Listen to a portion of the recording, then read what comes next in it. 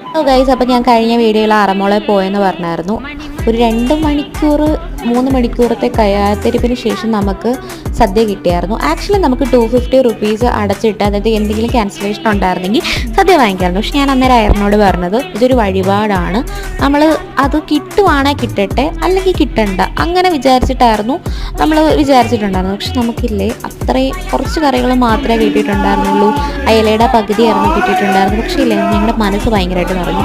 കാരണം ഞങ്ങൾ കയറിയത് ഞങ്ങൾ ഏറ്റവും ലാസ്റ്റ് പന്തിലാണ് കയറി. അതിനുശേഷം ഒരുപാട് പേര് കാത്തിരിപ്പുണ്ടായിരുന്നു ഭക്ഷണം കിട്ടാതെ. സോ അങ്ങനെ വെച്ച് നോക്കുമ്പോൾ ഭയങ്കര ഗ്രേറ്റ്ഫുൾ ആയിട്ടുള്ള ഒരു മൊമെൻ്റ് ആയിരുന്നു. സോ എനിക്ക് തോന്നുന്നത് വേറെ ആരും, എല്ലാവരും തന്നെ മറ്റേ എല്ലാ 10-48 കറികളും ഒക്കെ വെച്ചായിരിക്കും സദ്യ കഴിച്ചിട്ടുണ്ടാവുക. പക്ഷേ ഞങ്ങൾ ഒരു ഹാഫ് ഇലയിലും വളരെ കുറച്ച് കറികളിലായിരുന്നു കഴിച്ചെങ്കിൽ ഞങ്ങളുടെ വയറും മനസ്സും ഭയങ്കര സന്തോഷം കിട്ടിയിട്ടുണ്ടായിരുന്നു. എന്നിട്ട് നമ്മൾ തൊഴുത് ഒക്കെ ഇറങ്ങി കേട്ടോ.